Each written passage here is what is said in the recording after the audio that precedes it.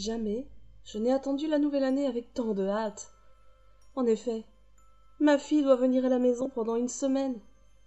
Ça fait 8 ans que je ne l'ai pas vue. En effet, elle a fait des études de maquilleuse dans le cinéma.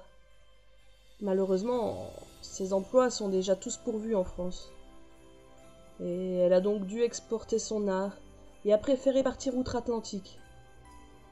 Je lui ai payé le voyage et je lui faisais des virements jusqu'à ce qu'elle ait de quoi vivre seule. C'était difficile pour moi car, étant veuve, je n'avais qu'un seul revenu pour vivre et l'aider. Heureusement, nous avions fait suffisamment d'économies. Une fois sur place, elle a alterné des petits boulots. Pour faire sa promotion auprès de divers studios, elle a tourné des courts-métrages avec ses amis. Elle les grimait, les filmait et les prenait en photo pour se constituer un book. Une fois qu'elle a estimé avoir assez de matière, elle a envoyé le tout au studio, en recommandé comme quelqu'un le lui avait conseillé. Les résultats ont surpassé ses attentes, et elle a réussi à être embauchée assez rapidement. Certes, la plupart de ses contrats étaient faits par de petits studios, mais elle aimait ce qu'elle faisait, notamment des masques pour des films d'horreur indépendants à petit budget.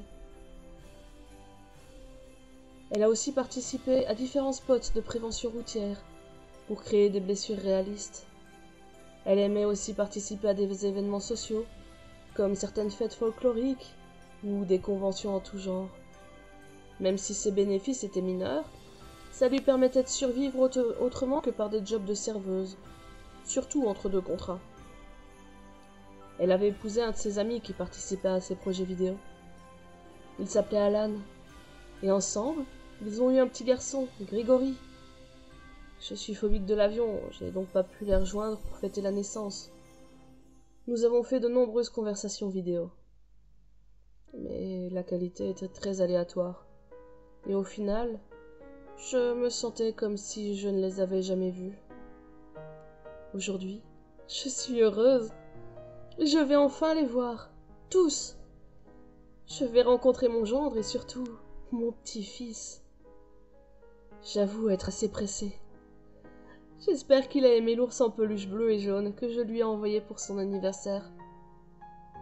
Il a déjà 5 ans. Sa mère m'a dit qu'il adorait les peluches. Celui-là est unique. Je lui ai fabriqué moi-même pour qu'il ait un jouet que personne d'autre n'aurait. Cela m'a pris beaucoup de temps, mais rien n'est trop beau pour lui. Pour l'anniversaire de ma fille, j'ai cousu une couverture en patchwork. Mais pas n'importe laquelle. J'y ai mis la couverture de son enfance et des carrés de tissu imprimés avec nos plus belles photos. Je suis déjà à l'aéroport. Je sais pourtant qu'il y a encore quelques heures à attendre, mais je ne supportais plus d'être à la maison. À l'aéroport, j'avais l'impression que le temps passait un peu plus vite. J'étais attablée au bar du bâtiment. Il y avait une télévision dans un coin, mais cela ne m'intéressait guère. Je sirotais tranquillement un thé, en dégustant quelques mignardises. Enfin, je me dirige vers le hall pour y attendre ma fille. Il y a beaucoup de monde dans le terminal. Certains d'entre eux sont en pleurs. Je comprends pas. Jusqu'à ce que je vois ce message. Le vol 225 en provenance de New York a eu un problème de moteur et s'est écrasé sur le territoire français. Je suis retournée au bar, car je ne me sentais pas très bien. Cette info m'avait chamboulée. J'avais besoin de prendre un verre. Pendant que je buvais, la télévision montrait des images du crash. La caméra s'est arrêtée plusieurs fois sur un jouet dans les décombres. Un ourson bicolore. Je suis sûre que ma fille n'a pas pris ce vol. Je vais l'attendre. Elle va arriver et il ne peut en être autrement. Si elle ne répond pas sur son téléphone, c'est parce qu'elle est en route. Je dois rester ici. Je dois être là quand elle va arriver. Je dois l'attendre. Je dois l'attendre. Je dois l'attendre.